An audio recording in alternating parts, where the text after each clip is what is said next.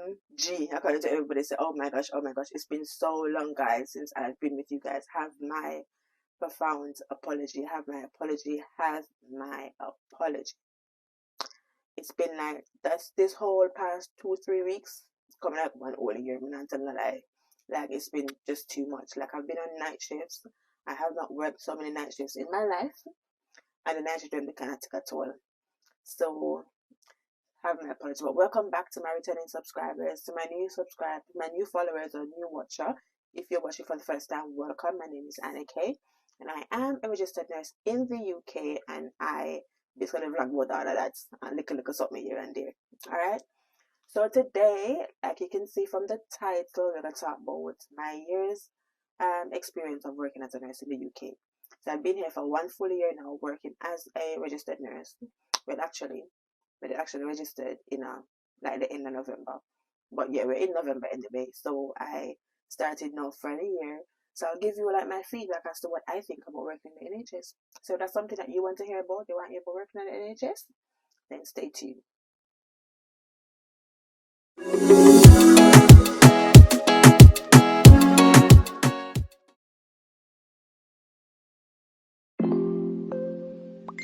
Thank you for staying tuned, guys. Thank you for staying tuned. Alright, so we're gonna do like a day in the life. I would also talk just general about just little stuff we go through and just oral like my take on things. And anybody who are watching who's a registered nurse in the UK, you can comment below and tell me how it go for you, or if you're working in the US, like we're interested to hear how things are going over there. But first, I'm gonna tell about the shifts. So the shifts mostly are 12-hour shifts. So I work a 12-hour shift. So my shift starts at 7 in the morning and finishes at 7:30 at night. If I'm on a day shift, if I'm on a night shift, it's the same. 7 in the night, 7:30 in the morning. And basically I start handover from 7. So technically I finish handover by 7:30. So you finish actually work 7 and then you handover. So that's like the beginning and the end of the day. But in between that, so I'm gonna take it through like a day shift, and then I can like kind of take you through a night shift. But this is, bear in mind, guys, this is my hospital and on my unit, because every hospital is different. So I'm gonna tell you my experience, right? So I've been working in the NHS now for 1 year, and as a registered nurse, and this is my experience. Alright, so 7 o'clock in the morning time, basically I'm gonna get up from about 5:30. Sort out myself, bathe off, breakfast, blah blah. I tend to not leave my house without breakfast because day shift can take you out. I mean, not telling a lie. So I tend to not leave my house without breakfast. So make sure I have enough time to bathe off and do my breakfast before I live literally like 10 minutes away from work. So it doesn't take me long. Like, I leave out like 6:45 or 20 to 7 and take my time while I work, and I'm fine with that. So I have sufficient time. Start at 7, so 7 I start handover. I receive handover at 7 because I'm coming on to a day shift now, isn't it? So I receive handover from the night staff at 7. Usually we finish about 7:30, so you get a little rundown of everything we're going on your patient for the day that was and the night, right? So you get a little plan from the doctors or whatever, what them do, everything happen significant, they make you know, and then you get a background and everything. So like you have a 1-to-1 handover with your nurse, the nurse that was looking after those patients. You have a 1-to-1 handover with them, and then we have what you call like a hub, and then we meet as a whole, everybody together that's working. Sisters, the nurses, the carers, everybody will work on the floor, meet all together now from 7:30 to 8, and we do like a big handover. So basically everybody, like, there's 2 sides on my ward, so we have like a 17 bed ward. So one nurse have like 8 and one nurse have 9. So one nurse will hand over her side, and then the other nurse will hand over his or her side in the hub. Yeah, and then if you miss anything, the sister will update you based on what she received or he received. Well, actually, our sister never female. Based on what she received from the night shift. So we do handover then. And then, like, we don't really start work until 8 o'clock. So even if we do like a handover and handover finish at like 7:15 or 7:50, somewhere thereabouts, if I never finish them time, we actually sit and have a cup of tea, coffee, whoever want hot drink, biscuit, tea, whatever. We sit until 8 and then they start. I don't know what the reason, so I'm going to see them do it, so I'm going to follow suit too. I tend to, if it's like 5 minutes to 8 though, I tend not to eat until 8 o'clock, because me kind of slow up on my medication then, because listen, I don't want to make no mistake. Good girl, now I make no mistakes. So I'm very slow. Me take my time when I do my medication because listen, you get yourself in a 1% backside. I would have loved to show you guys like some little videos, like clips on the word, but to be telling the truth, my hospital have a very funny policy where you come onto social media, and when we started, we had to sign a contract. If you don't realize, most people that know me realize that I don't really, I post a lot on my social media, like my WhatsApp status and like Instagram now and again, but mostly WhatsApp. But you guys will realize that you don't really see me post nothing about me being at work too tough. Like, I do I want to TikTok dance over TikTok. But you don't really see me post things about work that much because I don't know nobody come drive me pan. You know what I'm saying? I'm signed by a contract and all of them bound by whatever. I don't want nobody come drive me about that. So I kind of leave that side where it is and just use my socials for other things, yeah? So I mean, if I can, I'll try, but if not, that's why I've been already showing nothing like on the word, yeah? Because it would have been nice to see like certain things that I'm doing, but listen, me just not get another problem. I'm going to tell you about the problem. I got into one problem already actually, and I will tell you, I'll share that with you. If the video not too long, we'll share it. So you hand over to 8 start. 8 o'clock come now, you know, somebody start disperse themselves to do them duties. Generally, if your patient have like a CD medication, which is a control drugs, then you start off with that, and if it's on your side, you get somebody else to come with you and you do your CD first. After you do your CD, administer your CD, then you come to your trolley. Like on our wards, we have each nurse have their own trolley. Yeah, your medication trolley, that is. So you take a trolley and you basically start serve. No, my trust is actually electronic. They're fully electronic, so we don't have no paper base. Like we don't write nothing. Like did I mean I write something? Even my notes this when I write. It's a good note. It's like it come like my writing skills is so poor right now because I'm not writing. So we just type everything basically. So and it's a good thing, and I'll tell you about that later as well. So you pull your the thing about that in your medication time is that you pull your computer and you pull your trolley. Like you're like so anyway, you pull your trolley and your medication to your patients, and you go to your patients' room. Basically, on our wards, we don't have like bays. Every patient have their own room, so you go to the patient room like right outside the mouth and basically serve their drugs. And like with the electronic system, you have to like scan the patient first, you know, confirm them who, blah blah blah blah, and then scan each medication. And like the system is set up in such a way that if you scan a patient and then scan a drug that the patient not supposed to get, it like a flag and tell you say this medication is not due at this time for this patient. Yeah, which is how the that kind of you avoid errors in that way, and this is one of the benefits of the electronic system. So I think they did it as well. They went on board for that because a lot of drug error was happening as well. People get wrong, patients get the wrong medication and stuff like that. So with the confirmation from the scanning and the patient verbalize to you as well once they can talk, then you basically minimize the risk of drug error. Yeah. So you do medication from about 8 to about 9, so 9:15 thereabouts. Like for me always finish about 9:15. Some people will finish me by 9 o'clock. Me go done by about 9:15. Because also when I go in to give my patients medication is when I take the opportunity to speak to them. There are some nurses who just chap, I give the medication and I'm gone. But that's when I get to speak to them. So when I'm going to write my notes, these are the things that I write about, like what conversation did we have? Did the patient say this? What was the concern overnight? Them sleep well, them not sleep well. We kind of have a little chat with them, and I'm telling you, sometimes I kind of cut it down because say, then my patient when they're ready for talk, listen, they will carry from devil was a boy and come back to when no one in a way on the flood and come back to listening. So sometimes I tend to like make a cut them, but I do like to have a little rapport. And then I also want to, if I'm serving meds and breakfast, I come to more and what them eat and stuff like that because I'm going to document what they eat and whatever. We are supposed to. Them have a food chart, people don't really put it on there. But once I'm on duty, I tend to like to document my patient's food because especially on my unit, I work on an oncology unit. There is hematology oncologists, mostly cancer patients, and a lot of the times when the chemo sort of affect them, they don't really eat. So you have to refer them to like dietitian and stuff. And when the dietitian comes, they want to see a log of what have they been eating, how they go view, or they go, you understand if not a document. But anyway, that's probably another topic for another day. So medication, then you have OBS at about 10 o'clock. That are the vital signs. Yeah, you want to know the news score. Like them operate our system here. That's like a news. It's National Early Warning Sign. That's what news stands for. National Early Warning Sign. And it's basically triggering whether that patient needs constant monitoring, intermittent monitoring, or they need urgent help or whatever. If them score 7 and above, you have to do what they call a news call. So it put out a call. The doctors and everybody from every outreach team and all of that rushed and they come. I hope I'm not going too fast. I think I am, you know, because I try not to make the video too long. Let's stay with me. I hope I can understand, because I'm also not speaking a lot of English. I hope I can understand me. But anyway, the pattern is real today. I don't know. So you do your observation at 10.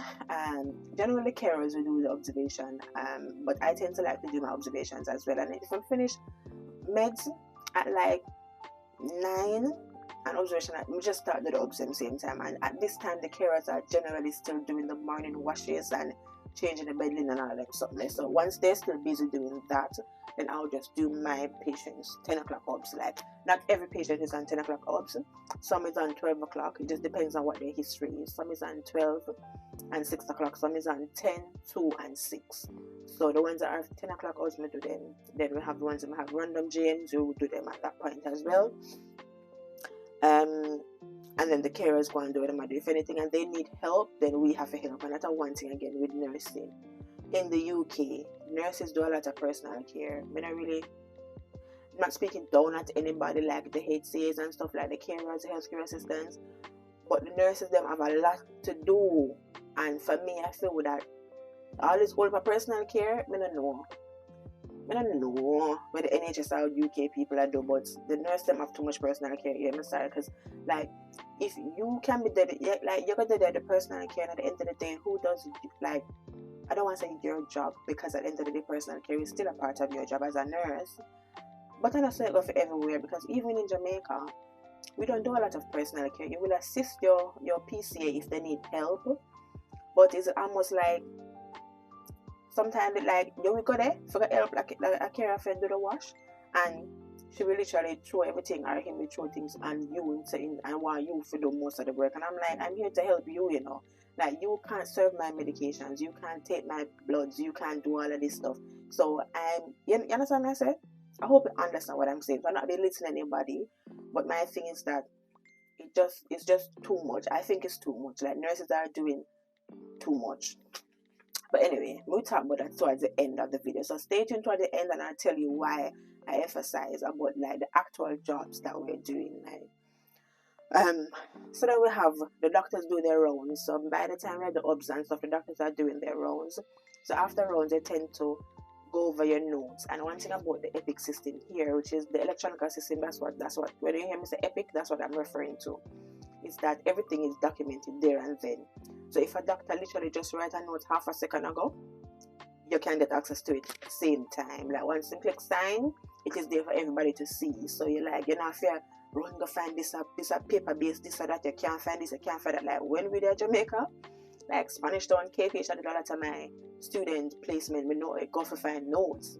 Spanish Town, doctor gone with notes, doctor take notes from word and gone.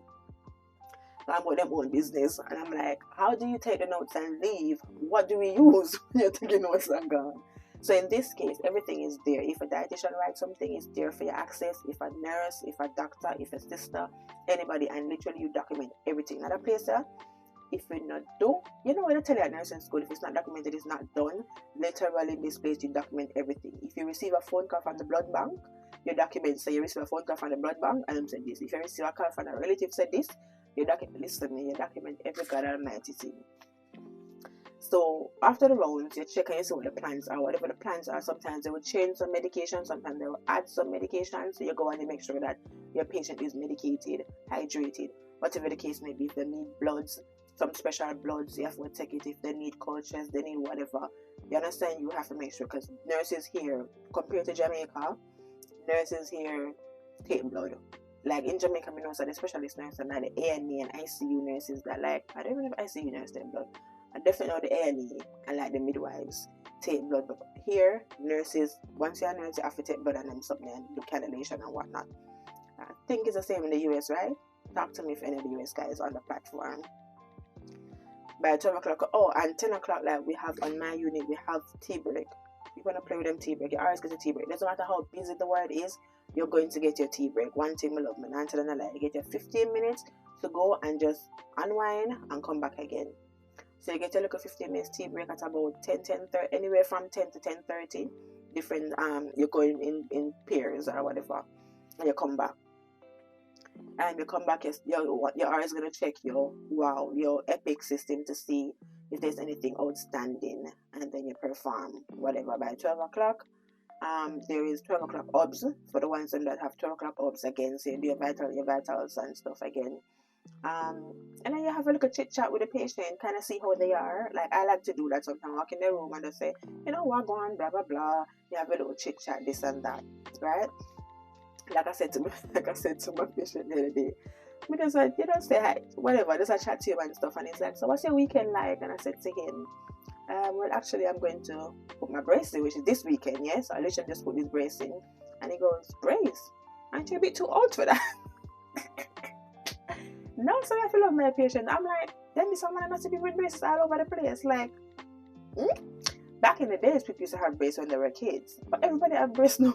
But anyway, that's a story for another day. And guys, I will be doing the vlog. Oh my gosh, this braces thing. I will do a vlog journey with this brace. Stay tuned. But this is not what this is about. So let's stay focused. So GM's obs 12 o'clock, IV meds Q days. So there's a Q days, I mean 4 times daily. Like the IV meds and that I give it 4 times daily. I do them at this time. And our ward give medication like mad. Yeah. So our ward give medication like mad. So we have a lot of IVs on our ward. I don't know, like we're a hematology unit, so we do a lot of blood stuff. So we take blood for days, we give IV medication for days. So we do that at 12, and then look update, you start update your notes for the day.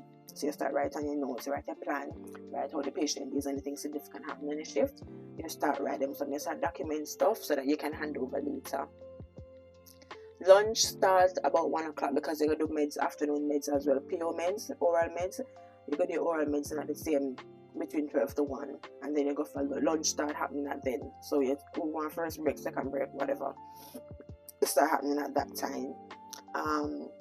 Then you have TDS meds again. So you have whoever is on TDS for the like 2-3 o'clock meds, you go to them then. 2 o'clock obs again for the one who want 2 o'clock obs. Medication at 6, like that kind of how the day go. And towards the end of the day, you know, you're basically what am I saying? Handover. Basically at 7 the night staff come in, or if it's a night, yeah, these are the day shifts, so the night staff come in and you hand over. On a night shift, it runs a little bit different. So when you come on, there's not much tablets given at that point unless something is outstanding for that time. So you just do obs. Everybody just do obs. The patient them already obviously wash and linen change and stuff from in the day. So you just do your obs and do your CD. The only drugs given at that time is CD. If patients are on CD, generally they're on CD, BD, then it's at that point. So you do that. And until I'm tired now, people. And this one I reach now. Yeah, then about 9 o'clock, between 9 to 10 and so, they start giving night meds. So you have the IVs and you have the POs you give them. The second patient them in, and most time them kind of start sleep by about 11. But let me tell you something about my patient. Goodness gracious. Let me say most time them start sleep. Them come like them no sleep, really and truly. Like a lot of them are on sleeping tablets. I mean, I know if them on them sleeping tablets are too long and it's immune to them. But can't press buzzer, yeah? Jeez, Louise. You know about a night shift, you think to yourself, alright then, night shift is supposed to, if you have any good thing to do, you think to yourself, you're on a night shift, you can do it. Remember I say, you woke up on a night shift and you feel like a day shift. Like the other day I had a colleague and she had the Fitbit watch something, whatever, the iPhone, I think the iPhone watch thing. And we should look on her steps. Why should do 18,000 steps for a night shift? 18,000, I would no massive. And I'm like, what the heck? Every minute they ring the buzzer, and I said, them patient I ring the buzzer for the simplest of things. Ring the buzzer, you go, oh, can you plug my phone in for me? Ring the buzzer, you go, oh, can you pack? They want water, they bring, and I tell you, some of these patients want water, ring the buzzer, independent patient. I mean, a way, even if some of them have a +1, like they need to mobilize with like a supervision, the table right beside them. They understand right beside them. They really buzz, oh, can you switch the heater on for me? I said them, switch them, pile them. Them not spoiling them, pile. They're so spoiled, honestly. So, going towards like what I said, I'll talk about. Oh yeah, so the night shift. So yeah, you give your meds, and then by 11 hours, so you start documenting notes, and they should be sleeping at that point. So you start ordering the bloods for the morning, because you do your morning, you're ordering of the bloods as on my word, and document and stuff. Anybody will have any little thing due in the hours in the morning, you give them to. Unfortunately, I have to wake them up. Yeah. So unfortunately, I give them as well. And then we start doing round the morning rounds to end off about 5 o'clock in the morning. So we start giving them IV meds. We don't serve PO in the mornings on my ward. And the other wards they do. But on my ward, we don't serve oral meds in the morning. We just do IVs. The day shift will come on and do the oral meds. Like I told you, we start the med rounds at 8 o'clock in the morning. So that's it for like the nights and the day shift. Yeah. You serve an IV antibiotics till a full by my word, because we have a lot of neutropenic septic patients, and if ever dependent medication, and if ever spike, and we have a lot of like isolation, like infectious patients as well. So the eyes about all the stuff. Another thing I'm gonna say, hold on, let me need some water, guys. Boy, I feel like me I chat for days. I'm going to go to bed. Literally, I'm working on the next week, like in the morning, and it's like 20 to 11 at night now. I don't know why I get up at the budget. If it's not done now, it's not going to be done, because if I'm when I come back to it and go down like a video, and I'll know. So, things I'm going to talk to them about. The buzz I'm talking about that already. The buzz are them buzz for everything. Them buzz for everything. These patients are so spoiled, honestly. RL is what they call it into the report. People do RL for every calamity thing. Doctor and talk to nurses, good, and nurses right about RL for the doctor. Them non-player, no sir. But you have one guy on my ward, one nurse on my ward. They're same band 5, but he's like one of the upper band 5s or whatever. Love RL. So due to all wood girl go, and I had a patient. So this is the trouble with some make it right. So I had a patient. Well, I have all my patients, but 2 of them was on the same medication, same dose as well, which is a higher dose than usual, but due slightly different time. So me now give the first part of the medication and the first part of the night to both of them, and then one of them had it a little bit later because she was getting blood, so you kind of push it off. So when in the morning you come down, we forget to add the medication, but still one of them slightly later. But end up give the one we forget a little later, the time we forgive the previous one, the other one. Yeah, so I give her like it was 2 hours too early basically. But by the time I put up the IV, and with IV, guys, you have to double check with IV. Anything IV, subcut, subcutaneous, I have to double check with somebody. You can't just take down something and go serve it. So, like the protocols, and I think it's not just my choice, it's UK. You have to second check. You know, like you have CD drugs, you have a second check. You have a second checker for IV meds and subcutaneous and IM meds. Yeah. So anyway, I did get a second check because obviously the lady was due sometime thereabouts, and make check the lady was supposed to get it, and got the next lady room, got served she. But same time as we start the medication, I make a sign feet now upon the computer. I say, oh shit, because I looked at the time. But you know when you have a server med, even though it's sometimes it can say due because they haven't shifted the time. If it changed, you need to look at the last admission when it was last given to make sure so you're in at the right time. Or when I check, I was like, oh shit, I know she forget the medication, so I stopped it. Me, you know, I took up my enough self. It's actually a thing to do because you have duty of granddaughter. So I shouldn't really say enough self, but take my correct self and actually said it to the charge nurse at the time, which was this guy. And basically, I told him what happened, and obviously, I started the medication at the same time. And I said to him, should I do an RL? He said, no, you don't need to just give it to her at 7, because it was like, at this time, it was like an hour too forward. So I can give it to you. You still have an hour margin, so technically it's 2 hours, yeah? But if it was the 1 hour, it wouldn't be too bad. So I said, okay, let's give her 7. So literally, because the medication literally started and stopped at the same time, I put it down to give it. The man tell me I for doing an RL, and can I tell you how the man just decided himself after saying I'm gonna do an RL?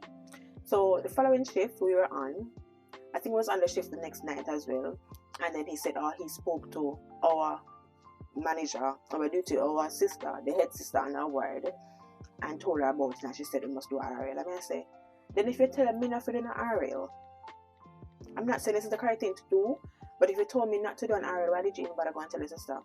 Because I was trying to tell her to do an RL. And so when she told her to do the RL, why not let me do the RL? Like, I came and told you. Nobody, if me stay like some people, nobody don't know what me do. Because I'm me alone and Jesus and the Holy Spirit and the patient down there. You understand? Nobody knew what happened. I, out of my duty of Gando and the right thing to do, came and I told him about it and I told him exactly what I did. Now, when into the RL, I don't know where I'm right in there, but basically, from my trust, when you just start, for an entire year, you're under preceptorship. So you have some clinical educators that follow you and sort of help you through the process of settling in, and you have a lot of courses and classes and things to do, just to kind of basically make you all fair with the policies and procedures of our hospital.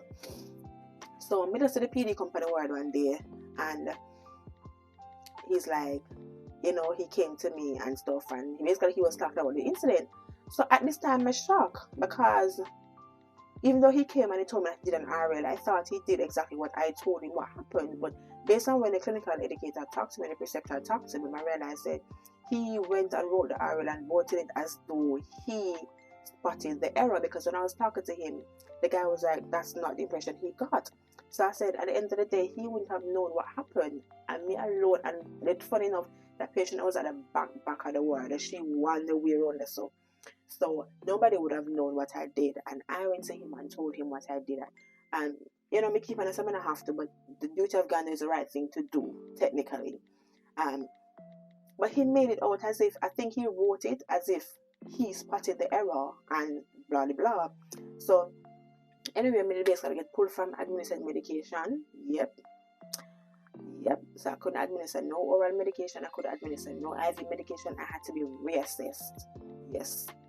So it was a thing about the write statement, and I think it goes on my file, but they were saying it's not going to go nursing council because, you know, basically the trust will have your back in a sense, and no harm was done to the patient. And when he spoke to me and told me exactly what happened as well, and the patient would never get much of the medication, but you know, IV got through quick.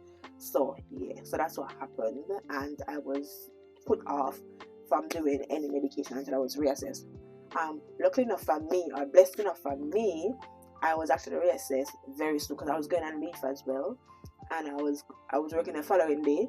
So they ended up doing my reassessment the following day. So I had to do oral medications again, and they had to observe me. I had to do IV medication, and they had to observe me, like different types of IV medication. And so they did that, and I was back on track. Like, once they do it and I'm satisfied, them sign off, yeah. But like the preceptor that came and did the assessment, was a different one. I spoke to her who did the assessment, and even when she was talking, she was like, yeah, because I didn't see, like, she was basically, when I was talking to her, she said she kind of get it in a sense, and she said, why would they do that though? Because she literally told me that based on what you're saying, that's not what was written. And so she said to me that I could actually ask my manager to see the actual RL that was written, so that I can actually contest it if anything. But me just like, you know what?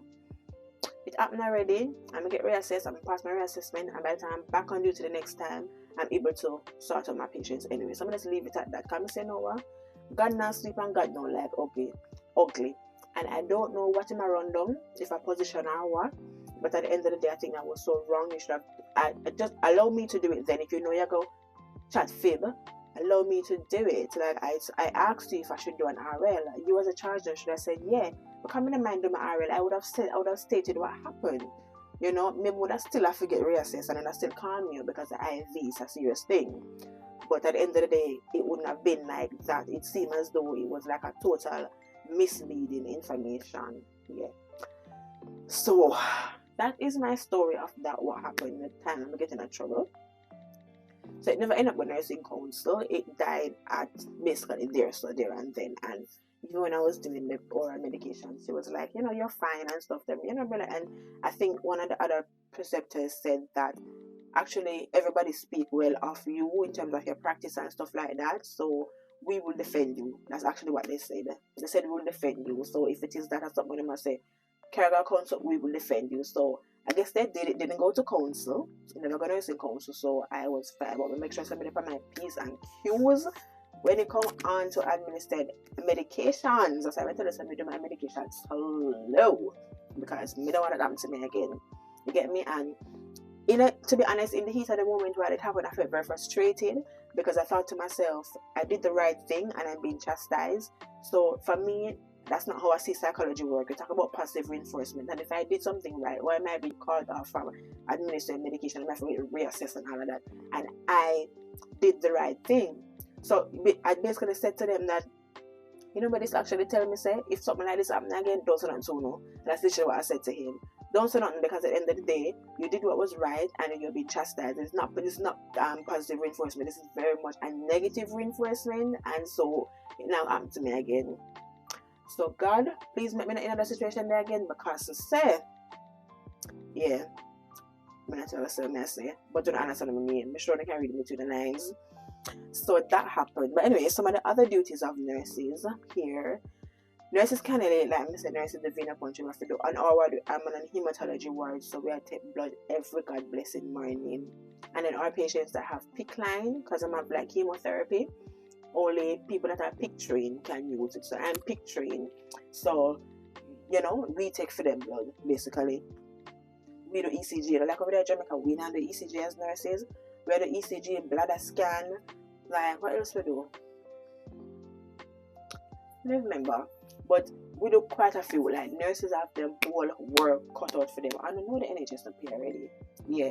So we have a lot of work. I'm not answering the lie. And so I don't like night shifts, but sometimes that's why I don't mind it, because it's almost like you get to tone down a little bit. Because when you go on a day shift, trust me, comfortable shoes is a must.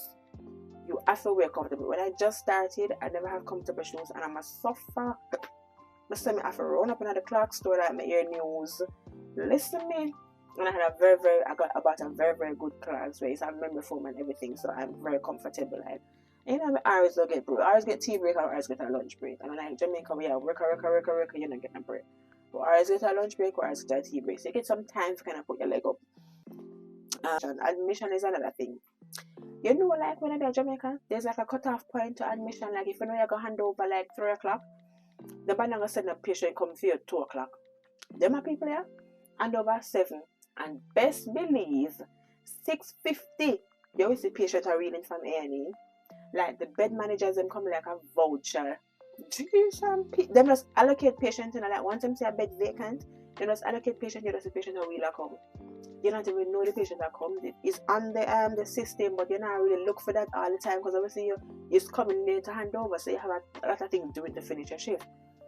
Them hand over patient any old time, and I'm like, God have mercy. Then you're gonna have to do all of the admission stuff for that patient at that time. But sometimes you don't get through that. Of course, I know that nursing care continues, but sometimes you don't get to do some of the admission stuff. You find that when you pass it on, there's some little admission miscellaneous things that you have to do. When you pass it on, sometimes it don't get done. You understand? Because that nurse did not admit the patient. So like the way now you have to go through risk assessment, A to E. I said like every little thing. Then because something you want to do. For me, I like to do it for my patients when they come in. So I go and have a nice conversation with them so I can know who they are, know a little bit more about them and stuff like that. But when them carrying patient at 6:50, listen, when there's a time them carrying a patient must about 5 to 7. I'm gonna look though. Me just not look. Because I say, what? I'm not even going to assign a patient to myself. My name not going under that patient, because if my name was there, then I may have responsibility and I did not go and actually assess the patient. Me just see the patient pass from the bed and go in the room, and me just leave it at that, because what can I do at 5 minutes before me hand over? My patient just come in.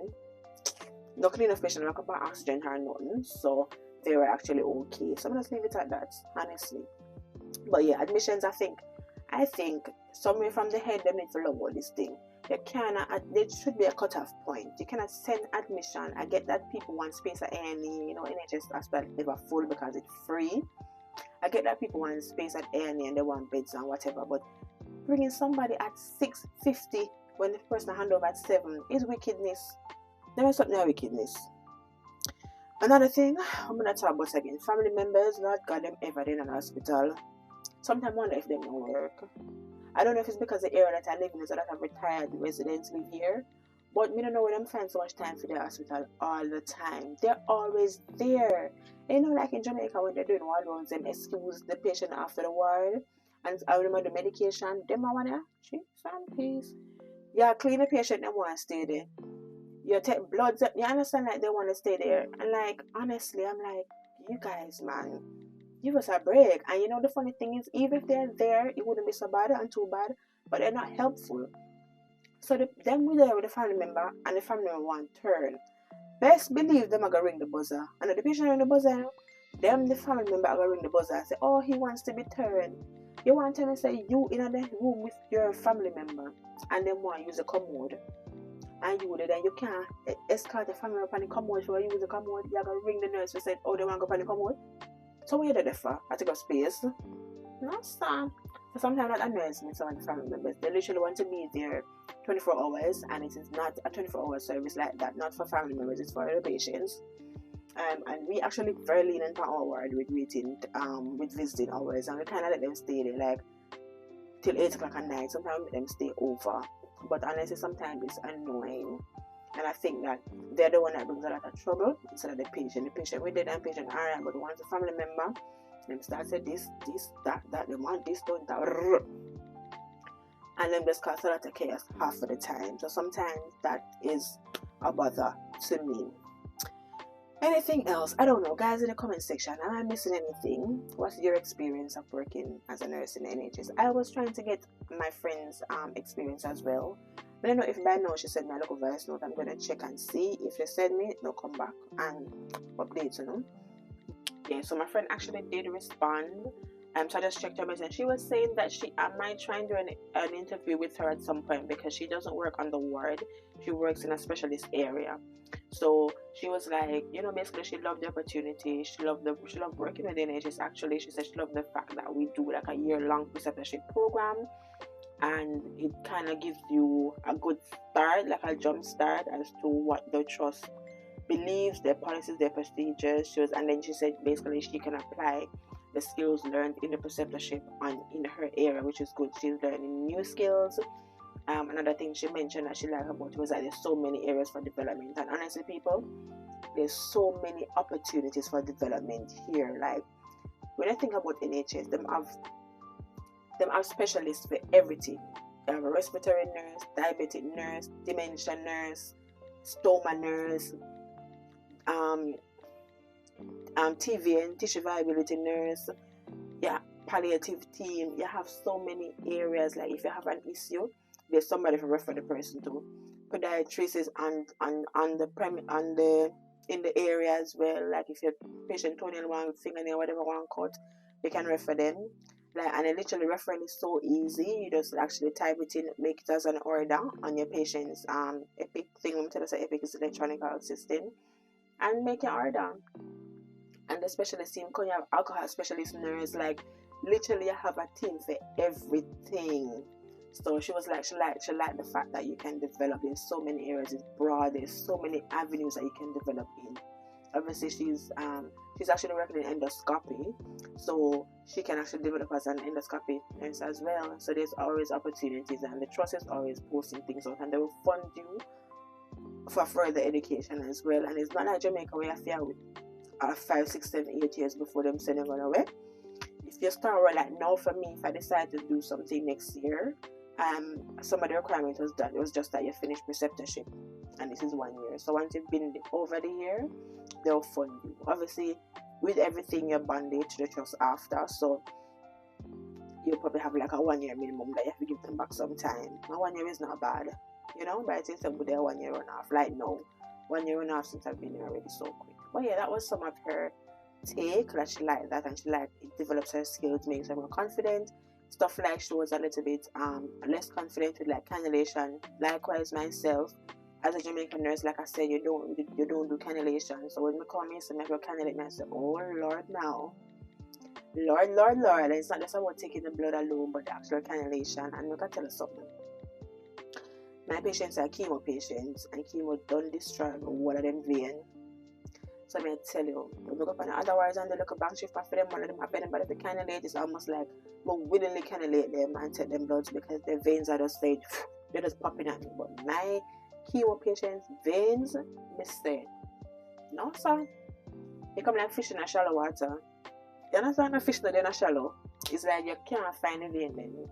But yeah, it actually makes you develop your skills so much more, because when you get good at taking their blood, you realize that when you have others, that the veins are easier to find and you're good to go. But yeah, she was basically saying that she gets to develop her skills in cannulation as well. So now she's actually very good at it, which is good. But there's always room for improvement. There's always room to develop, guys. Like, NHS full of opportunity. I'm not telling a lie. Full of opportunity and all along the boat, really. And I haven't experienced any. I'm not even nobody really experienced any, because, and then the thing is that it's not just one set of people that get these opportunities. It's all across the board, if you understand what I mean. So anybody can get these opportunities. But yeah, so that's my year in the life of working in the NHS so far. Yeah, that's me so far. I mean, I still love my ward. I have a very good team, I must say. Sisters are very helpful. Like, even the bed washing and stuff, the sister them are help with the bed washing. And you know, them do the opposite. If you want to do one convenient function, you're busy, then we do it for you. We have like a middle nurse as well. So we have, on our ward, you have like 8 and 9 patients, but you have a middle nurse that's actually oversee both away. So they will do like certain little miscellaneous things. So when you prepare your IVs in the morning, you take them out, they're the one that actually administer it if you're busy. And so, well, they don't administer it. Sometimes if you're free, you can take it up and go administer and stuff. But yeah, that's me. 1 year down and many more to go. I hope not too many, because look here, we're not going to stay out here for too long. The girl not going to stay out here for too long. So yeah, that's us as a nurse in the UK. And on that note, also, ladies and gentlemen that are in Jamaica, South America, the Caribbean, and the South American sides, if you are interested in migrating to the UK as a registered nurse or a nurse with a diploma, you can hit me up in the comment section below. I do work with Radas Limited International, Radas Limited, anyway, the international independent. You can look them up, but they were the agency that I migrated to the UK with, and I now currently work for them and recruit nurses to the UK for them. So I know they do nurses to the US actually as well. So I don't want them, don't like UK, I want to go US, hook me up, link me up. My email is always in the description, and then you can comment in the comment section and let me know, and I'll contact you as well. Okay, you can drop an email or something and I will contact you if you're interested in migrating to the UK to work as a nurse. We can get you started. Alright, also if you want to work in the US as a nurse, we can get you started too. If you already take your NCLEX, we can get you, and you don't have a sponsor, we can get you started with an agency there. Or if you're just ready to go start the process, once you have 2 years minimum experience, this is the US, because UK take you less than 2 years, then yeah, and America is more your thing, then hook us up. Alright guys, anything else I'll probably just dip in and out based on what I'm editing. I'll probably just edit it in and stuff like that. But thank you guys for watching, and do remember to like, share, and subscribe. And I want to hear from you. What has your experience been like working as a nurse in the UK? Whether associate degree nurse or registered nurse, let me hear from you. Okay, and it will be nice to hear how it is for nurses in the US. So you can comment below if you're a nurse in the US and just say, this is the same, this is not, this is whatever. Right? So use the comment box below, guys. Drop a like on the video if you liked it, if it was helpful. If you wanna struggle to hear me, for understand me because I'm speaking too fast or my accent, comment below and let me know as well.